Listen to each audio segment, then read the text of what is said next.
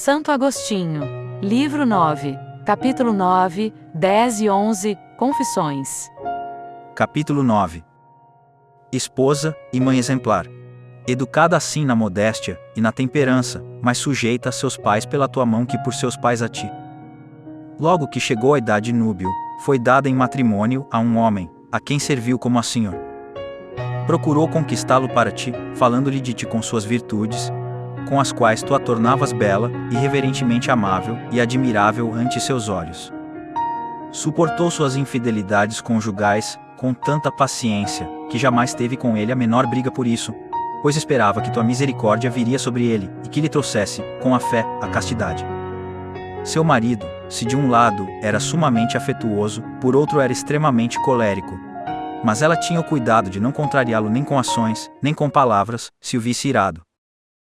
Logo que o via calmo e sossegado, oportunamente, mostrava-lhe o que havia feito, se por acaso se tivesse irritado desmedidamente. Muitas senhoras, embora tendo maridos mais calmos, traziam no rosto as marcas das pancadas que as desfiguravam. Conversando entre amigas, lamentavam a conduta dos maridos. Minha mãe reprovava-lhes a língua e, como por gracejo, lembrava-lhes que, desde a leitura do contrato matrimonial, deviam considerá-lo como documento que as tornava servas, e portanto proibia-lhes de serem altivas com seus senhores. Essas senhoras, que conheciam o mau gênio de seu marido, admiravam-se de que jamais ninguém tivesse ouvido ou percebido qualquer indício que Patrício maltratasse a mulher, nem sequer que algum dia tivessem brigado por questões domésticas. E como lhe pedissem confidencialmente a razão disso, minha mãe expunha-lhe seu agir habitual, como acima mencionei.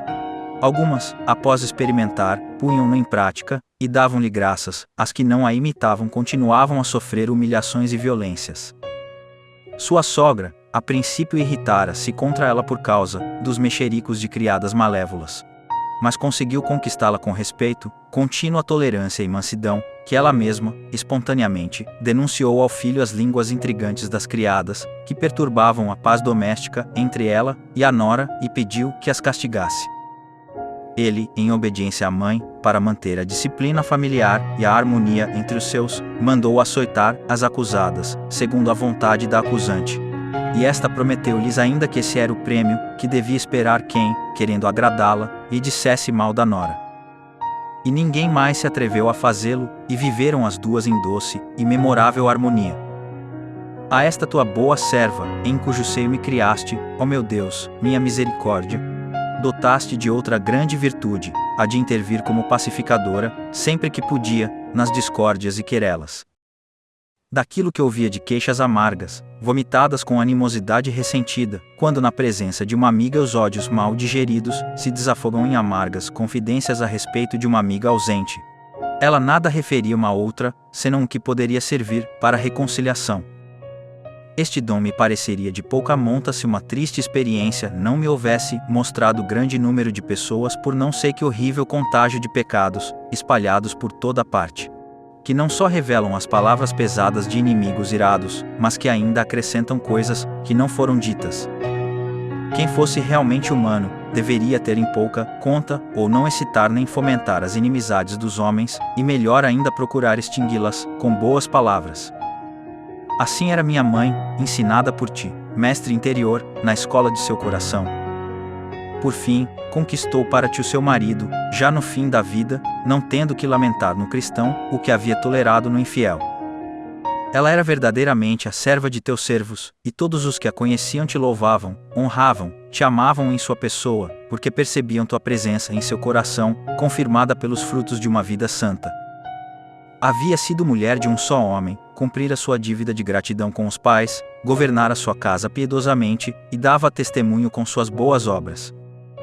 Educar os filhos, dando-os à luz tantas vezes, quantas os via apartarem-se de ti.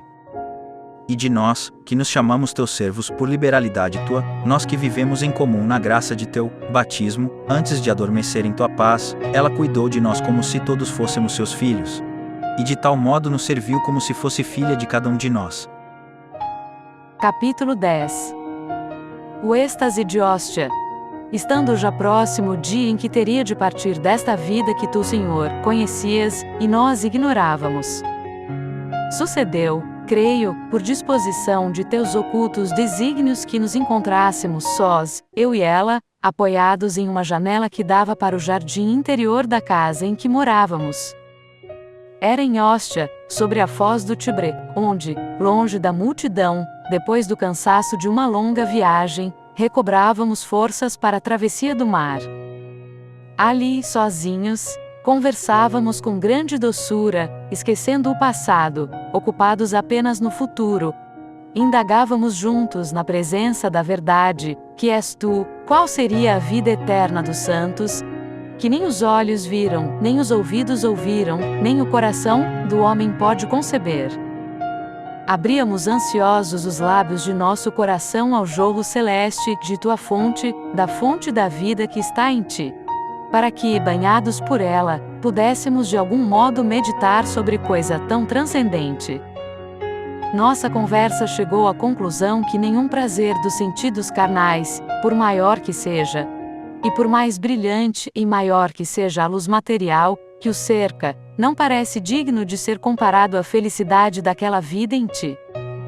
Elevando nosso sentimento para mais alto, mais ardentemente em direção ao próprio ser, percorremos uma alma todas as coisas corporais, até o próprio céu, de onde o sol, a luz e as estrelas iluminam a terra. E subimos ainda mais em espírito, meditando, celebrando e admirando tuas obras, e chegamos até o íntimo de nossas almas. E fomos além delas, para alcançar a região da abundância inesgotável, onde apacentas eternamente a Israel com o alimento da verdade.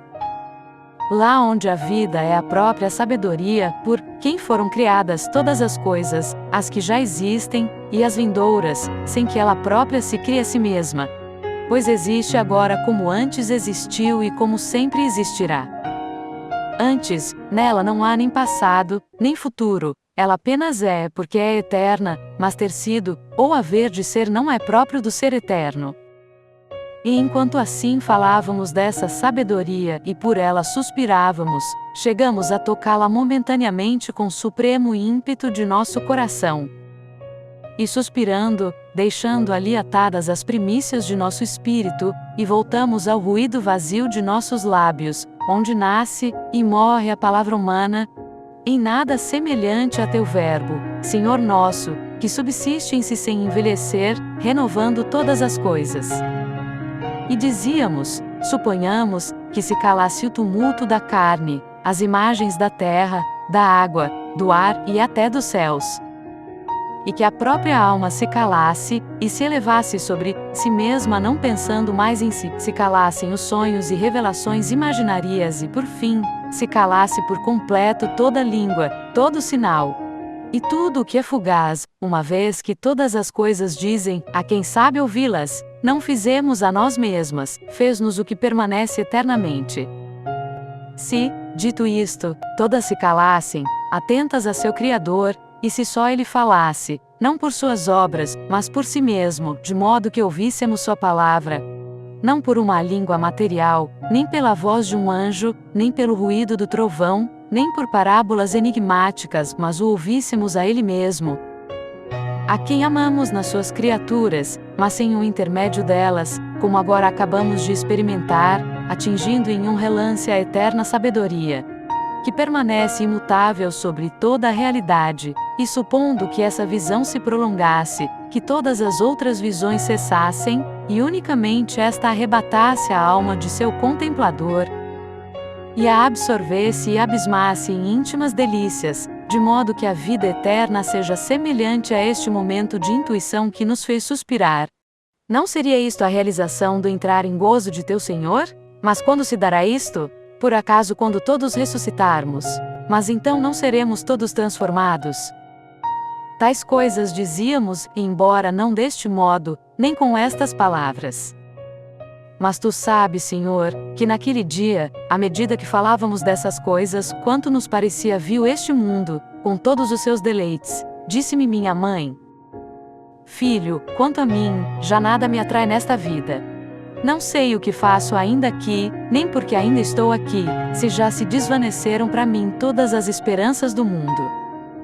Uma só coisa me fazia desejar viver um pouco mais, e era ver-te católico antes de morrer. Deus me concedeu esta graça superabundantemente, pois te vejo desprezar a felicidade terrena para servi-lo. Que faço, pois, aqui? Capítulo 11. A morte de Mônica. Não me lembro bem o que respondi a tais palavras. Mas cerca de 5 dias mais tarde, ou pouco mais, caiu de cama, com febre. Durante a doença, teve um dia um desmaio, ficando por pouco tempo sem sentidos e sem reconhecer os presentes. Acudimos de imediato, e logo voltou a si. Vendo-nos a seu lado, a mim e a meu irmão Navígio, e era o mais velho dos irmãos, perguntou-nos, como quem procura algo, onde estava eu? Depois, vendo-nos atônitos de tristeza, nos disse: sepultareis aqui a vossa mãe. Eu me calava, retendo as lágrimas, mas meu irmão disse umas palavras em que desejava vê-la morrer na pátria, e não em terras distantes. Ao ouvi-lo, minha mãe repreendeu-o com um olhar, e aflita por ter pensado em tais coisas. Depois, olhando para mim, disse: vê o que ele diz. E depois para ambos: sepultem este corpo em qualquer lugar, e não se preocupem mais com ele. Peço apenas que se lembrem de mim diante do altar do Senhor, onde quer que estejam. E tendo-nos exposto seu pensamento com as palavras que pôde, calou-se, sua moléstia agravou-se e suas dores aumentaram. Mas eu, ó Deus invisível, meditando nos dons que infundes no coração de teus fiéis, e nas admiráveis colheitas que deles brotam, alegrava-me e te dava graças. Lembrava-me do grande cuidado que sempre demonstrara acerca de sua sepultura, adquirida e preparada junto ao corpo do marido. Tendo vivido com ele na maior concórdia, assim também queria, visão própria da alma humana incapaz das coisas divinas, ter a felicidade de que os homens recordassem que, depois de sua viagem para além-mar, lhe fora concedida a graça de a mesma terra cobrir o pó de ambos os cônjuges. Quando esta vaidade havia deixado de existir em seu coração, pela plenitude de tua bondade, eu não o sabia, mas alegrava-me com admiração ao ouvi-la falar assim. No entanto, naquela conversa à janela quando me disse: que faço eu aqui, já estava patente que não mais desejava morrer na pátria. Soube também depois que em Óstia, estando eu ausente, falou certo dia com alguns amigos meus, com maternal confiança, sobre o desprezo desta vida e o benefício da morte. Eles, maravilhados da coragem dessa mulher, dádiva tua, perguntaram-lhe se não temia deixar o corpo tão longe da pátria. Nada está longe para Deus, disse ela, nem preciso temer que ele ignore, no fim dos tempos, o lugar onde me ressuscitará. Por fim, 9 dias após cair enferma, aos 56 anos de idade e aos 33 da minha, aquela alma santa e piedosa libertou-se do corpo.